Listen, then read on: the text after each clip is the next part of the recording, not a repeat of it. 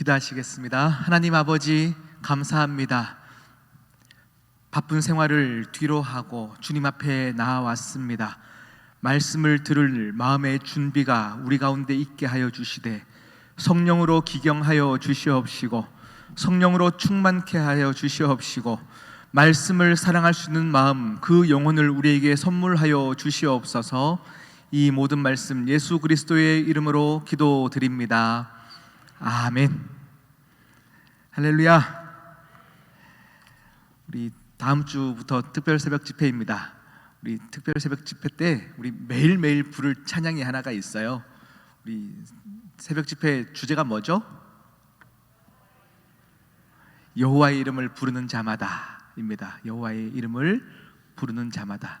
그래서 우리가 매일마다 은혜를 사모하며 찬양을 한 곡 정하면 좋겠다 싶었는데, 딱 한 곡 제목은요, 너는 내게 부르짖으라 라는 찬양입니다. 옛날 곡이에요. 그런데 많이 불려지지는 않았던 곡이어서 우리가 조금 다음 주에 큰 은혜가 되려면요, 함께 또 부르면서 이렇게 곡을 익히는 시간이 있었으면 좋겠습니다. 우리 너는 내게 부르짖으라 찬양하겠습니다. 너는 내게 부르짖으라 내가 응답하리라. 너는 마음에 근심하지 말라. 넌 나를 믿으라. 너는 내게 부르짖으라. 내가 응답하리라. 내 이름으로 무엇이든지 구하면 내가 이루주리라. 처음부터 찬양할게요. 너는 내게 부르짖으라. 내가 응답하리라. 너는 마음에 근심하지 말라. 너는 나를 믿으라. 너는 내게 부르짖으라. 내가 응답하리라. 내 이름으로 무엇이든지 구하면 내가 이뤄주리라. 여호와를 기뻐하라. 내 마음의 소원을 이루어 주리니 너의 길을 맡기어라. 나를 의지하면 내가 이루리니 소망 가운데 기다리라. 여호와를 기뻐하라. 여호와를 기뻐하라.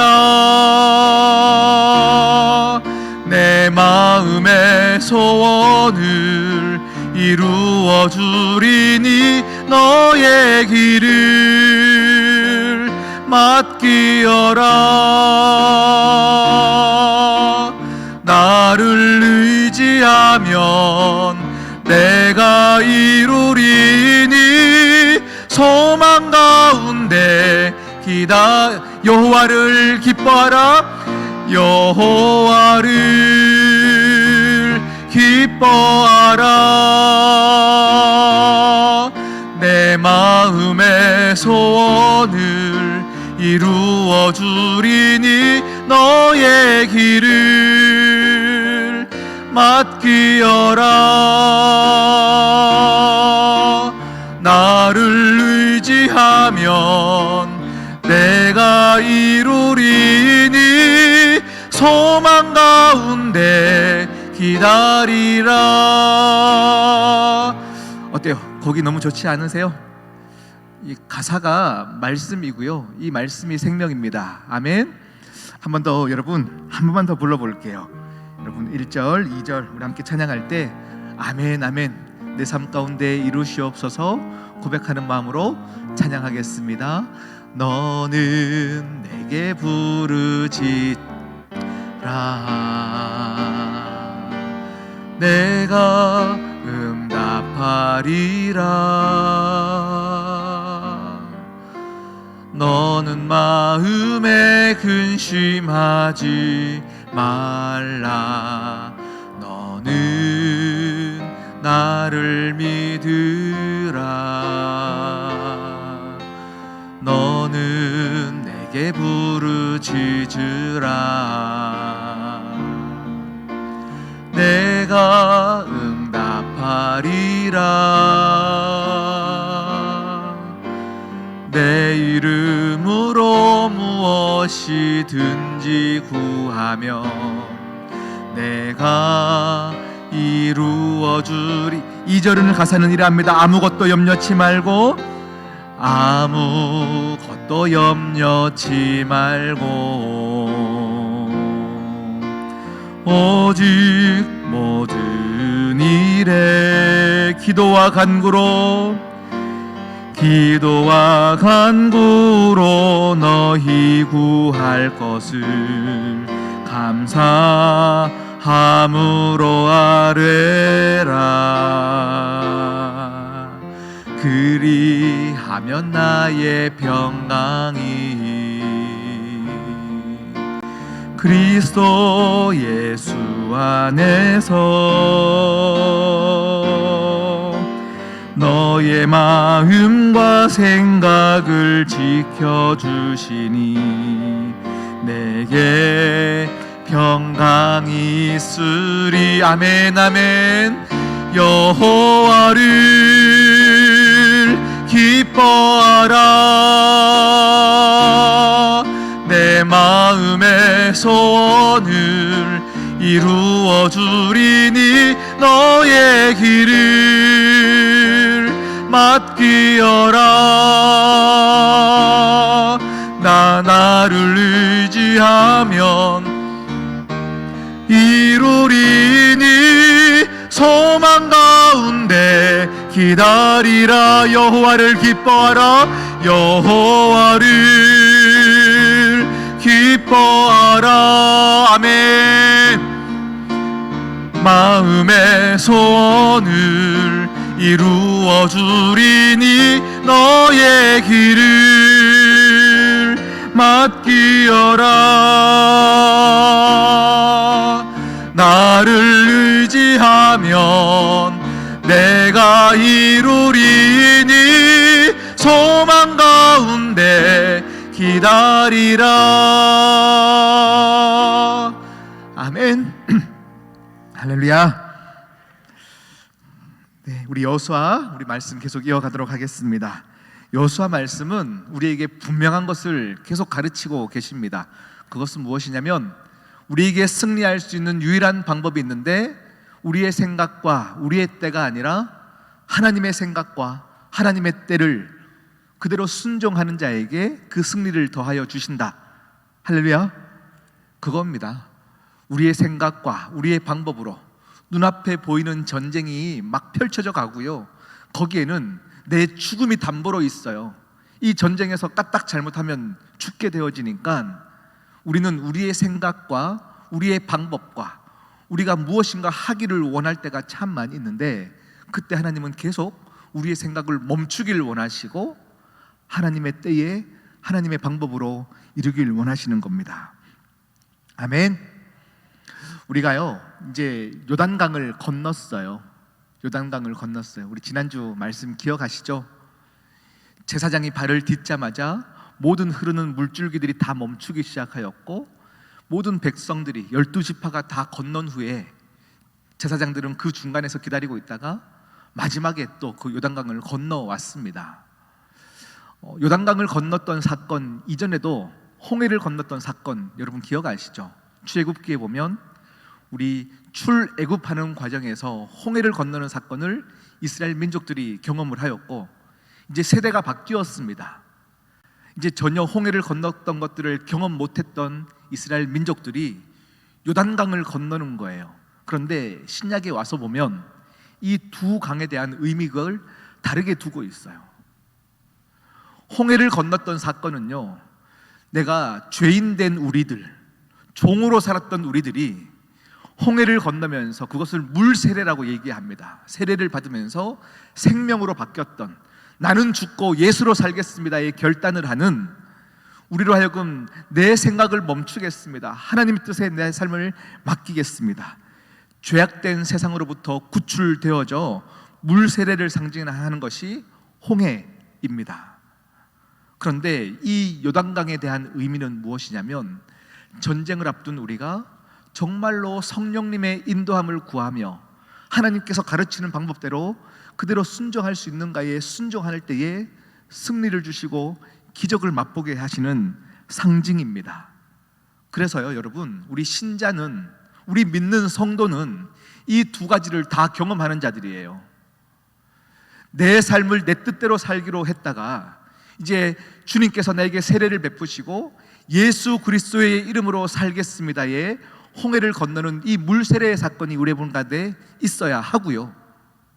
두 번째는 요단강을 건너야 할까? 이렇게 가면 죽는 것 아닌가? 하나님의 방법을 의지하는 것이 맞는가? 많은 고민들 앞에서 순종해보니 요단강이 건너지는, 그렇게 건너가 살 수 있게 되어지는 이 경험, 이 두 가지를 다 경험해야 온전한 그리스도인이 되는 것입니다. 아멘. 여러분, 이 두 가지를 다 경험하시기를 축복합니다. 이제 우리 4장으로 넘어왔어요. 4장 우리 1절 2절 말씀을 한 번 더 볼까요?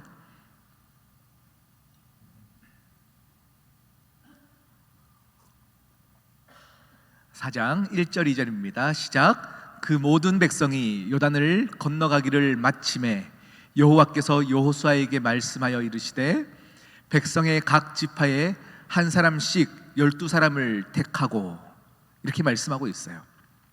1절에 뭐라고 얘기했다고요?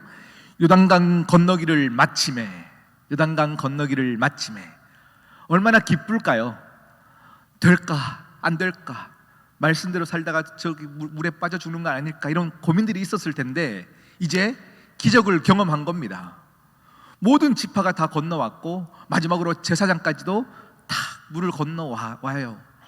그때에 우와, 이제 끝났다, 죽을 줄 알았는데 살았다, 진짜 하나님이 살아계신다, 여러 민족들의, 이 민족들의 기세가 하늘을 찌를 것 같아요. 정말로 뭘 해도 할 수 있을 것 같아요. 당장 여리고로 달려가도 승리할 것만 같은 이 기세, 이 기쁨, 이것을 누릴 만할 때에 하나님께서 여호수아에게 무엇을 명령하시냐면 각 지파별로 한 명씩 뽑아라 라고 얘기합니다. 막 기세가 높을 때예요. 자, 야, 루벤 지파 너 한 명 나오고, 갓 지파 너 한 명 나오고, 막 이렇게 한 명씩 뽑는 거예요. 그러면 사람들이 어떤 생각이 들까요? 우리 지파에는 누가 나갈까? 우리 지파에는 누가 나갈까? 더군다나 거기서 뽑힌 이 한 명은 얼마나 기쁠까요? 도대체 우리에게 무엇을 시키려고, 우리에게 무엇을 시키려고, 이제 이 승리에 앞장서서 나를 하나님께서 정말 리더로 세우시려나 보다, 이런 많은 기대가 있을 거예요. 그런데 중요한 것은 무엇이냐면 아직 하나님께서 무엇을 맡기시려는지는 모르고 계세요. 여호수아도 몰라요. 그런데 그냥 순종하는 거예요. 그냥 순종하는 거예요. 아마 뽑힌 이들은 아마 우리를 향하여서 큰 일을 행하실 거에 대한 기대가 충만할 거예요. 저도 이런 경험이 있어요. 이전에 있던 교회는요, 목사만 수십 명이 있어요. 수십 명이 있던 교회였으니까요, 연말쯤 되면 항상 모든 목사님들이 긴장을 하고 있어요. 내년에는 내가 어느 부서로 발령을 받을까. 매년마다 이게 부서가 바뀌거든요. 그런데 이 부서를 바꾸는 이 시간 내에 제가 담임 목사님께서 항상 저에게 말씀하셨던 거는 청년부에게 가장 먼저 이렇게 선택의 기회를 주셨어요. 수십 명의 청년들 중에 목사님들 중에 가장 훌륭한 사람을 청년대학부에 넣어야 한다. 그래서 청년부에 4명, 대학부에 4명, 총 8명의 목사님들이 이제 먼저 선발이 되는 거예요. 그래서 이 8명은요, 사실은 최상의 멤버들이 청년부를 구성하는 건 거죠. 다들 긴장하고 있어요. 그때 8명을 이렇게 택하는 거예요. 그때의 기세는 정말로 너무 담임 목사님이 우리를 인정해준다, 이런 느낌이겠죠. 이런 느낌이겠죠. 그래서 뭐라도 할 수 있을 것만 같아요. 아마 그런 마음으로 12지파에서 한 명씩 12명이 선발되어진 거예요. 이제 뭐라도 할 수 있을 것만 같아요. 그런데 그 다음 절을 보니까요, 전쟁에 나가서의 어떤 큰일을 맡기는 것이 아니라 다시 백해서 요단강으로 들어가라 라고 말씀하고 있어요. 아직 물이 다시금 범람한 그 강이 아니라 아직 너희가 건너왔던 그 땅에 들어가 제사장이 서 있던 그 자리에서 돌을 가지고 나와라, 이렇게 명령하고 있어요. 기세가 충만할 그때에 12명을 뽑을 때는요, 그냥 순종하며 나갔는데 사실 기세가 확 꺾일 것만 같아요. 에게 이거 시키려고 우리를 뽑았어? 막 이런 생각이지 않을까요? 이런 생각이지 않을까요? 이런 것 같으면 우리 지파에 저 사람 힘 내보다 더 센 사람이 있는데 괜히 내가 나왔네, 이런 생각들이 들 수도 있어요. 허나 이들은 순종을 하는 겁니다. 순종을 하는 겁니다. 저도 이제 그 교회 첫 부임했을 때 그런 생각들이 있었어요. 제가 명성교회 부임하기 전에는 포항에서 청년부 사역을 하면서요, 꽤나 큰 청년부에서 또 꽤나 큰 사역들을 다 감당하고, 나는 이제 사역적으로 뭔가 이렇게 해 보일 수 있을 것만 자신감이 충만할 때였는데요, 명성교회 부임하자마자 한 달 동안 빈 사무실에서 컴퓨터도 없는 빈 책상 하나만 덩그러니 주고요, 한 달 동안 아무것도 시키지 않는 거예요. 출근을 했는데 여러분, 그냥 점심시간까지 아무것도 안 시키려나 보다, 그냥 있는 거예요. 밥도 혼자 먹어요. 그런데 오후 시간이 됐는데 아무도 나를 찾지 않고 나에게 임무를 주지 않는 거예요. 오늘 첫날이라서 그러나 보다. 그 다음 날도 사무실에 앉아 있어요. 아무도 말도 걸지 않아요. 아무 일도 시키지 않아요. 혹시 내가 부임한 거를 잊고 계시나? 이 생각도 들어요. 그렇게 한 달 동안 일을 시키지 않으니까요, 사람이 자존감이 바닥을 쳐요. 나를 왜 불렀나, 이 교회에? 나는 아무것도 필요 없는 존재인가? 이런 생각들이 들어요. 아직까지 내가 이 부분에 대해서 왜 그러셨는지를 묻지를 못했어요. 근데 한 달쯤 지나 자존감을 바닥을 칠 때, 그때서야 임무가 주어졌어요. 그것이 뭐냐면, 그 연말에 내년에 쓸 달력 오타가 있는지 확인하십시오 하면서 달력을 던져주는 거예요. 사실은 달력 오타 보는 거는, 그 교회는요 직원이 수십 명 수백 명 있어요. 달력 오타 보는 거는 직원들이 해도 되는 일이에요. 어디 이거에 왜 목사가 해야 됩니까? 이럴 수 있는 일이잖아요. 그런데 한 달 동안 아무것도 안 하고 자존감이 바닥을 쳐 있을 때 달력 오타 좀 확인하십시오 하고 주는 그 일이 너무 기뻐가지고요, 감사합니다 하면서 얼마나 열심히 제가 오타를 확인했는지 몰라요. 목사님들도요, 어느 교회에 부임하고 나면요, 내가 어떤 존재인지를 알리고 싶어 해요. 내가 무엇을 잘하고 내가 어떻게 이곳에서 힘을 발휘할지를 막 알리고 싶어 해요. 아마 제 느낌에는, 제 추측에는 그런 힘을 다 빼게 하시려고 그렇게 하시지 않았나 싶어요. 지금 이스라엘 민족들이 요단강을 건넜어요. 기세가 하늘을 찌르고 있어요. 그런데 하나님은 알고 계세요. 너희의 힘 때문에 이렇게 기적이 일어난 것도 아니고 기세가 등등할 필요도 없다는 것도 하나님이 알고 계세요. 기세가 등등할 때는 항상 우리 인간은 실수하는 법입니다. 기세가 등등하면 이 일을 내가 능력이 있어서 행했다라고 착각합니다. 그때는 하나님은 다시금 우리로 하여금 겸손케 만드시는 거예요. 이유를 말씀하시지도 않아요. 그냥 뽑고 너무 터무니없어 보이는 일을 요구하실 수도 있어요. 다시 돌아가라. 강에 들어가서 돌 가지고 나와라. 그냥 자갈 돌도 아니에요. 장정이 가서 어깨에 메고 억지로 끌고 와야 되는 큰 돌을 가지고 오라고 명령하고 계세요. 이거 왜 시키실까? 머릿속에는 수만 번 많은 생각들이 들 수 있으나 하나님은 그 일을 요구하고 계시는 겁니다. 여러분, 여러분의 삶 가운데도 그럴 때가 참 많지 않아요? 나는 더 큰 일을 할 수 있을 것만 같은데, 나는 겨우 이런 거 하려고 여기 온 거 아닌데, 그런데 자꾸 터무니없는 것을 요구하고 하실 때, 그때는 하나님께서 여러분에게 원하시는 길로 인도하고 계실 때입니다. 할렐루야. 네, 그때에 우리의 마음의 생각까지도 우리가 막 주장할 수는 없어요. 허나 내 뜻과 내 이해로는 아무리 이해가 되지 않아도 순종하면 그 다음 또 어떻게 역사하시는지를 보게 되어지는 것입니다. 아멘. 그렇게 그 12명이 뽑혔습니다. 황당한 일을 순종함으로 나왔습니다. 그런데 나중에 오늘 우리는 8절까지 말씀을 읽었어요. 그런데 오늘 우리가 4장 말씀을 다 읽기는 너무 길어서 8절까지만 읽었고요. 우리가 함께 오늘 말씀을 통해서 4장 전체를 보기를 원합니다. 왜 돌을 들고 오라 하셨냐면 21절, 22절 말씀입니다. 21절 함께 보겠습니다. 이스라엘 자손들에게 말하여 이르되 후일에 너희의 자손들이 그들의 아버지에게 묻기를 이 돌들은 무슨 뜻이니까 하거든 너희는 너희의 자손들에게 알게 하여 이르기를 이스라엘이 마른 땅을 밟고 이 요단을 건넜음이라. 아멘. 훗날 시간이 지났을 때에 하나님의 기적은 또 잊혀지게 되어 있어요. 우리의 자녀들이 이 돌을 보며 이것은 무슨 돌이에요? 라고 물으면 하나님이 하셨다, 하나님의 이야기를 하라 말씀하고 있는 것입니다. 이 본문이 저에게 너무 감동이 되어졌던 이유는 무엇이냐면요, 지금 이스라엘의 지금 형편을 한번 생각해 보십시오. 지금은 전쟁을 앞두고 있는 상황이에요.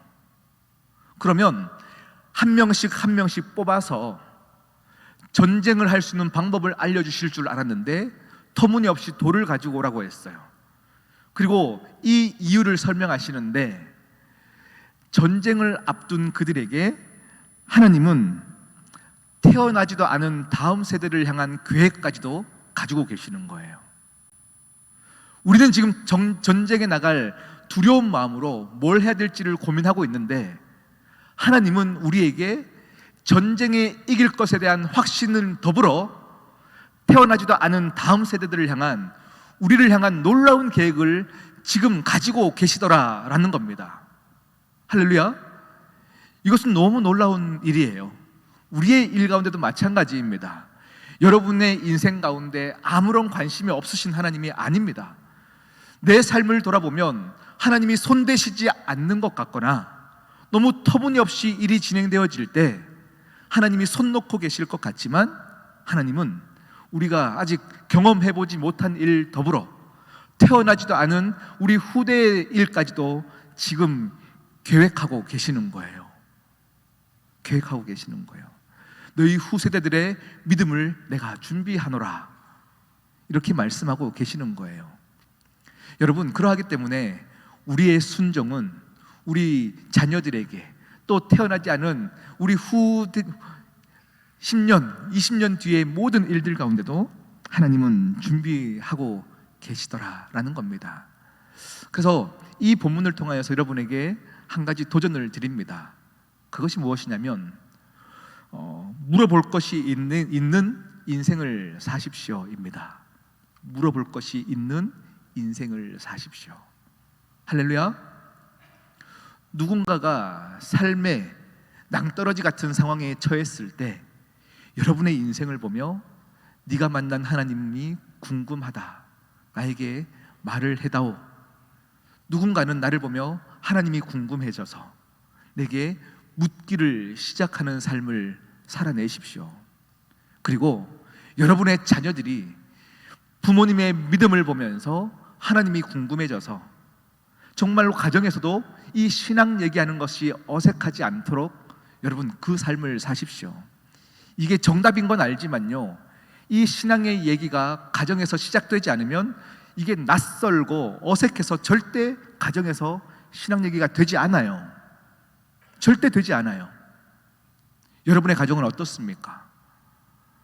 자녀들에게 갑자기 하나님이 있잖아 하면 엄마 갑자기 왜 이래? 낯설어. 이렇게 반응하진 않으십니까? 여러분의 가정에서 자녀들이 부모님에게 와서 하나님에 대해서 묻기를 시작하기를 꿈꾸시고 그것을 준비하시는 여러분 되셔야 합니다. 이것이 되려면요, 가정에서 여러 장치들을 만드셔야 돼요.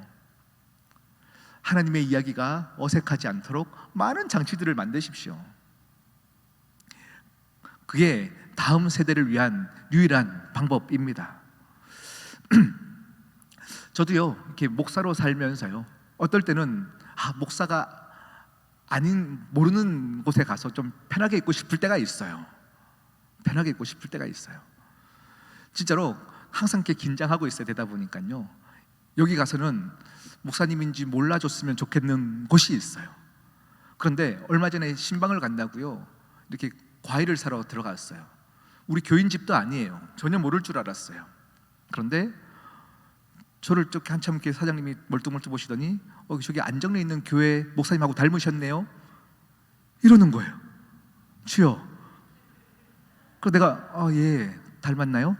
모른 척 했어요.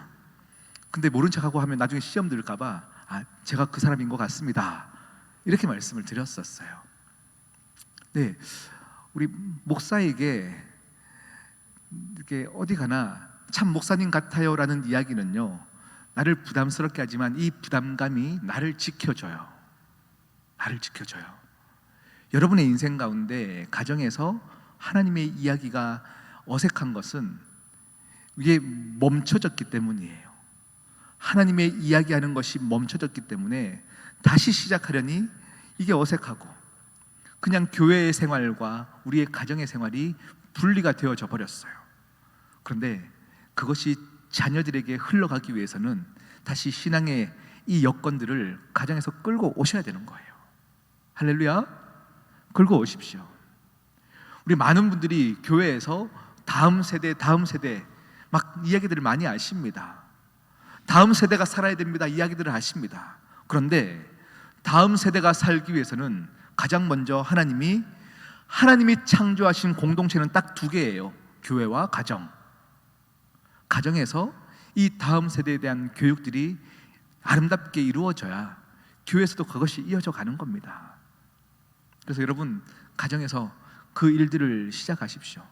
자녀들이 부모에게 와서 어색하지 않게 하나님의 이야기로 가득 찬 가정을 꿈꾸십시오. 이 일들 가운데도 하나님의 이야기가 펼쳐지고 이 사건들을 이야기할 때도 그때도 하나님이 도우셔서 이렇게 됐지 않냐, 맞아 얼마나 좋아요. 그래서 여러분 다음 주에 우리 특별 새벽기도 집회 때는요, 우리가 지금 특별 새벽기도 봉투, 성금 봉투를 지금 준비하고 있는데 자녀들에게도 그 봉투를 다 한 개씩 다 주세요. 돈을 애들 그냥 100원, 200원 용돈을 내더라도요, 그 헌금 봉투에 기도 제목을 꼼꼼히 적게 하세요.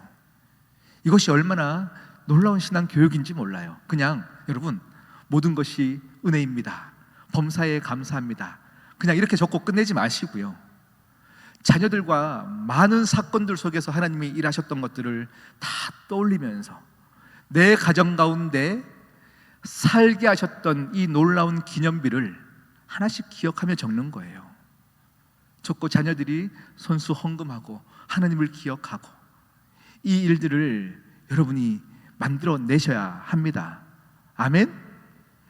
이것이 되지 않으면요, 말로는 다음 세대 얘기하는데 또 어떤 분들은 제가 예전에 있던 교회에서는요, 다음 세대 필요 없다는 거예요.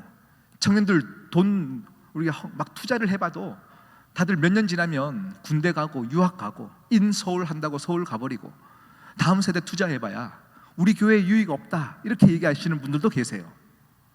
그렇지 않아요. 절대 그렇지 않아요. 우리 자녀들에게 심기운 것은요, 우리 교회의 유익을 위해서가 아니에요. 더 크게 하나님의 나라를 위해서 꼭 필요한 거예요. 할렐루야. 하나님의 나라, 몸된 교회가 우리 시온 성교회뿐만 아니라 하나님이 정말 독생자 예수 그리스도의 핏값으로 산 이 모든 교회들 가운데 이 교회를 든든하게 서기 위해서 하나님은 지금 다음 세대를 계획하고 계시고 이 다음 세대가 무너지지 않기 위해서 계획하고 계시는데, 우리가 당장 눈앞에 보이는 것만 보면서 그것들을 별로 기대하지 않아요. 코로나 이후에 정말로 청년부, 우리 교육부가 없어진 교회들이 너무 많습니다. 교육부가 없는 교회가 한국의 72%라고 합니다. 그리고 청년부가 없어진 것도 지금 50% 이상, 코로나 이후에는 더 가속이 붙어가지고요, 다음 세대가 없어지는 세대를 살고 있습니다. 그런데 우리 교회는 참 감사하게 청년들이 너무 뜨겁게 기도하고 있어요. 우리 아동부가 다들 너무 뜨겁게 기도하고 있어요. 우리 유치부 2명에서 시작했는데 지금 많은 아이들이 와서 얼마나 이렇게 아장아장 걸어와서 무릎 꿇고 기도하는지 몰라요. 우리가 다음 세대를 위해서 정말로 많이 기도해 주셔야 합니다. 이것이 능력입니다. 제가 2018년도인 것 같아요. 2018년도에 책을 하나 그냥 누가 주셔가지고요, 그냥 정독하지는 않고 빠르게 우르르 이렇게 훑어봤는데요, 그 책은 누가 썼냐면 현재는 국민의힘 정당의 지금 국회의원인 것 같아요. 태영호라는 분이 쓴 책이었어요. 그분은 평양에서 태어났고 북한의 대사관 중에 서열 2위를 했던 고위층 북한 관료였는데 2016년도에 탈북을 하게 되어지는 거죠. 그리고 현재는 이제 국회의원으로 섬기고 있는 분이에요. 제가 정치 얘기를 하는 것이 아니고요, 그분이 책을 쓴 내용 중에 기자와 인터뷰하는 내용에서 제가 마음에 너무 와닿았던 내용이 있었어요. 그게 뭐냐면, 그분은 믿는 사람이 아닙니다. 신자가 아닙니다.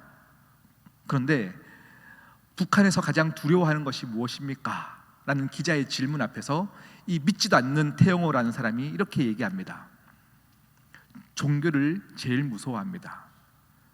그러면 종교 중에 무슨 종교를 제일 무서워합니까? 라고 물었더니 기독교를 제일 무서워합니다. 이렇게 말하는 거예요. 여러분, 북한에서는요, 옛날에 그때가 1980년대쯤인 것 같아요. 우리 총회적으로 북한에다가 봉수교회를 지어 주었습니다. 그때 왜 그것을 허락했냐면, 북한이 이제 세계적으로 볼 때에 우리도 종교의 자유가 있습니다를 이렇게 드러내기 위해서, 그것을 거짓으로 만들어내기 위해서 교회를 짓는 것을 허락해 주었어요. 그래서 세워진 교회가 봉수교회입니다. 그래서 사람들이, 기자들이 와서 봉수교회에서 예배 드리는지 안 드리는지 볼 때만 완전히 이렇게 북한의 체계가 완전히 주입된 사람들을 거짓 신자로 예배 드리게 하게 만들었어요. 그리고 기자들이 다 빠져나가면 그냥 예배로 쓰지 않는 거고, 예배당으로 쓰지 않는 건 거죠. 그렇게 또 예배를 드렸던 그곳에서 가짜 신자들이 복음이 들어가기 시작하는 거예요. 그래서 이 태영호라는 분이 이렇게 증언합니다. 그 교회에서 간간히 가짜 성도들이 모여서 간간히 드리는 이 가짜 예배 가운데 하나님이 말씀을 그들에게 주시는 걸 보았습니다. 그래서 제가 읽어드릴게요. 그분이 했던 이야기 그대로 말씀을 드리겠습니다. 신앙이 전혀 없던 진짜 빨갱이들로 신자석이 강제로 채워졌습니다. 시간이 흐르며 변화가 생겼습니다. 설교를 듣고 찬송을 부르면서 진짜 신자가 되어 갔습니다. 예배당 밖에서 찬송을 들으며 체보하는 음대생, 악보를 그리는 거죠. 밖에서 찬양 소리가 들리면 이 찬양이 너무 좋으니까요, 악보를 그리는 음대생들이 많아지기 시작했습니다. 예배 시간에 근처를 배회하는 사람들도 생겨났습니다. 이렇게 증언하기 시작하는 거예요. 그랬더니 기자가 한 번 더 질문합니다. 가짜 교회를 만들었더니 진짜 신자가 생겼다는 증언이 너무 충격적입니다. 라는 기자의 이 말에 이렇게 얘기합니다. 제가 탈북하고 나서 한국에 있는 목사님들이 제게 늘 묻는 질문이 있습니다. 북한 신자가 진짜냐 가짜냐라는 질문입니다. 겉보기에는 가짜 신자로 보이지만 내면에는 진짜 신자가 되었습니다.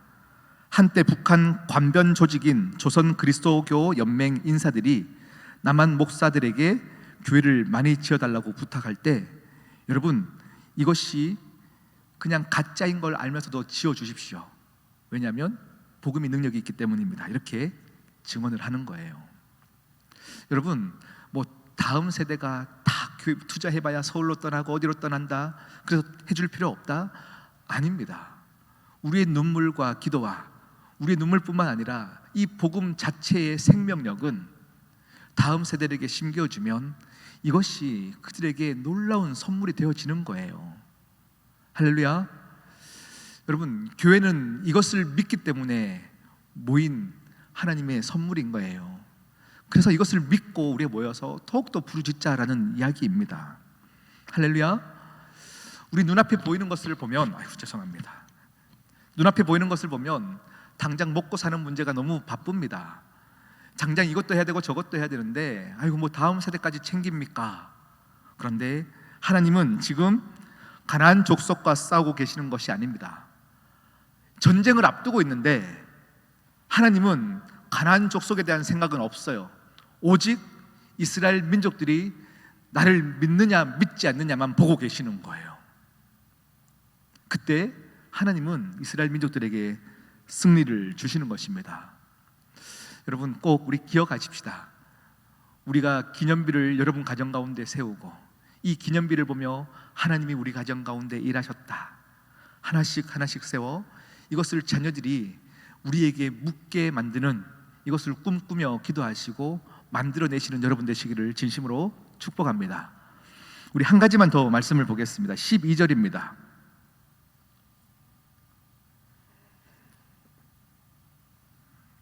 12절, 13절 말씀을 함께 읽어보겠습니다. 시작. 루벤 자손과 갓 자손과 므낫세의 반 지파는 모세가 그들에게 이른 것 같이 무장하고 이스라엘 자손들보다 앞서 건너갔으니 무장한 4만 명 가량이 여호와 앞에서 건너가 싸우려고 여리고 평지에 이르니라. 아멘. 12절에 보니까요, 루벤 지파가 등장합니다. 그리고 갓 지파, 그리고 므낫세 반 지파가 이렇게 등장하고 있어요. 이 세 지파는 이미 땅을 분배받았어요. 요단강을 건너기 전에 요단 동편에 있는 땅을 먼저 받은 사람들이에요. 지금 전쟁을 치르고 얻을 땅에서 이제 땅을 받는 것이 아니라 먼저 땅을 받은 사람들입니다. 그 받은 사람들이 요단 동편에 있는 땅을 우리에게 주면 우리가 먼저 전쟁에 가겠습니다 약속을 하고 먼저 받은 사람이에요. 그런데 그들이 지금 보면요, 사실은 화장실 들어갈 때랑 나갈 때가 다를 법한데요, 이들이 오늘 말씀 보니까 먼저 모든 백성들보다 앞서 여리고 평지에 서서 이스라엘 전쟁을 하려고 서고 있어요. 얼마나 감사해요. 얼마나 감사해요. 우리는 받았으나 내 백성들이 함께 행복하고 이 전쟁 하나님 주신 승리를 맛보기 위해서 최선을 다하는 이 모습이 우리의 모습이어야 합니다. 먼저 하나님의 은혜를 받은 성도는 항상 앞장서는 자리 가운데 서야 합니다. 내가 은혜를 받았고 내가 은혜를 알기 때문에 은혜를 모르는 자가 있다면 그 사람을 하나님 만나게 하기 위해서 앞선 자리 가운데 서는 자가 되어야 하는 것입니다. 아멘. 하나님의 은혜로 주신 것에 대한 반응, 이 반응이 여러분 가운데 있어야 하는 것이죠. 그런데요, 너무 재미난 또 본문이 있어요. 오늘 본문 다시 보면요, 4만 명이 그 자리에 서 있다라고 표현되고 있어요. 4만 명. 그런데 여러분, 민수기에 보면 각 지파마다 전쟁에 나가서 싸울 수 있는 인원 인구 조사를 하죠. 그때 루벤 지파는요, 몇 명이 나왔냐면 43,730명. 43,730명. 그런데 지금 4만 명이 나와 있다 그래요. 그러면 3,000명 가량은 어디 갔을까요? 3,000명 가량은 어디에 갔을까요? 이 3,000명은요, 3,000명쯤은 봐주실 수 있죠. 3,000명쯤일까요? 3,000명 이나 빠졌다라고 표현하는 게 더 맞을까요? 뭔지는 모르겠어요. 허나 지금 보이는 사실 그대로 보면 한 3,000명 가량이 지금 이 여리고 평지에 전쟁터에 있지 않아요. 다시 말하면 요단강을 건너지 않았다라는 이야기죠. 제가 이것을 묵상하는데 뭐 이유가 있겠지라는 생각도 들었어요. 이유가 있겠지. 모든 땅을 받고 나서 이제 건너가서 싸워야 되기로 약속은 했는데 당장 가족들을 돌아보니 아내도 아기도 다 아빠 가지마, 아빠 가지마 이런 얘기를 듣고 나니까 마음이 힘들어져서 거기 머물러 있었을 수도 있고, 그동안 오랫동안 걸어와서 다리에 물집에 잡혀서 못 건너왔을 수도 있을 것 같고, 뭐 수많은 이유가 있을 것 같습니다. 상처가 너무 커서 더는 못 갈 것 같아서 못 건너온 사람들도 있을 것이고요. 그런 사람들이 3,000명 가량 되는 것입니다. 그런데 여러분, 여기서 큰 깨달음이 여러분이 얻으셔야 하는 것입니다. 힘들고 어려우면요, 저절로 요단강을 건너게 돼 있어요. 내가 힘들면요, 이 강을 건너야만 얻을 것이 있으면 건너게 돼 있어요. 그런데 뭔가 땅을 먼저 취한 사람들의 기득권이라고 생각하면 이 강을 건너지 않아도 생각하고, 그때부터는 환경이 보이기 시작하는 거예요. 이래서 못 가고 저래서 못 가고 허벅지를 찔러가면서 가려고 해도 안 되는 것이 신앙의 길입니다. 왜요? 다른 살 길이 있거든요. 다른 살 길이 있어요. 저기 건너가지 않아도, 하나님 방법대로 살지 않아도 나 살 수 있을 것 같거든요. 내게 주신 땅이 있으니까요. 신앙인들에게는 다른 살 길이 있어서는 안 됩니다. 할렐루야. 신앙인에게는요, 오늘 내가 가진 것이 있어도 이것 하나님이 한번 손대시면 내일 아무것도 아닌 것임을 아는 자들, 그래서 매일매일 하나님 의지하고 살아가는 인생들이 되어야 하는 것입니다. 이들에게는 한 번의 순간의 선택이었을 거예요. 그냥 내 자녀들 보니까 못 건너갈 것 같아서 안 건너간 것뿐인데, 이들의 선택은요, 그냥 이것이 좋고 나쁘고가 아니라 앞으로도 하나님을 선택하는 것을 마다하는 인생이 될 것인 거죠. 여러분은 어떻습니까? 여러분 어떻습니까? 우리는 다른 살 길이 없는 존재가 되었으면 좋겠습니다. 항상 하나님만 붙잡는, 하나님 없어서는 살 수 없는 존재가 되어야 하는 것입니다. 이 3,000명의 이야기는 다른 사람의 이야기가 아니라 바로 우리의 이야기입니다. 낙오될까 두려웠고 떨리는 마음으로 항상 주님의 옷자락 붙잡고 나아가는 여러분 되셔야 하는 것입니다. 내게 주신 것이 많을 때는 은혜로 주신 거예요. 그래서 먼저 요단강을 건너 앞서 그 자리에 서 있는 거예요. 앞서 그 자리에 서 있는 그 은혜가 있기를 축복합니다. 오늘 두 가지 꼭 기억하십시오. 여러분 가정 가운데 기념비를 세우십시오. 자녀들이 알 수 있도록 세우십시오. 그걸 교육하십시오. 기도 제목을 쓸 때마다 자녀들에게 쓰게 하는 거예요. 너희에게 베푸신 하나님의 은혜가 없냐? 초반에는 어색해서 애들이 안 쓰려고 할 거예요. 엄마 갑자기 왜 이래? 엄마 오늘 교회 갔다 오더니 이상해졌어. 이런 얘기 들을 수도 있어요. 그래서 꾸준히 계속 쓰게 하는 거예요. 이놈아, 네가 이렇게 된 거 다 정말 하나님이 하신 거야. 이렇게 가르치는 거예요. 그리고 이 요단 동편에 남아있는 이 3,000명의 모습이 내 모습은 아닌지 여러분 기억하시면서 오늘도 두렵고 떨리는 마음으로 서 있는 우리 시온성 모든 성도님들 되기를 축복합니다. 우리 함께 찬양하시겠습니다. 너는 내게 부르짖으라. 이 찬양 전체의 가사 중에 한 구절이 이런 구절이 있어요. 너는 나를 믿으라. 너는 나를 믿으라. 이 음성이 여러분의 영혼에 큰 진동이 있기를 원합니다. 너는 내게 부르짖으라. 너는 내게 부르짖으라. 내가 응답하리라.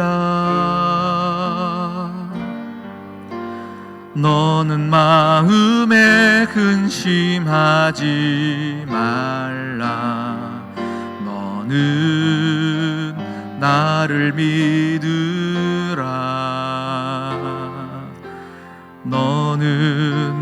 부르짖으라. 내가 응답하리라.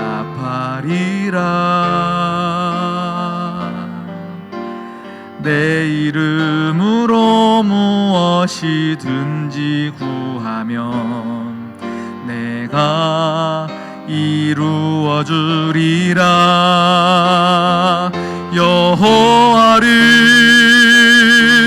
기뻐하라. 내 마음의 소원을 이루어 주리니 너의 길을 맡기어라.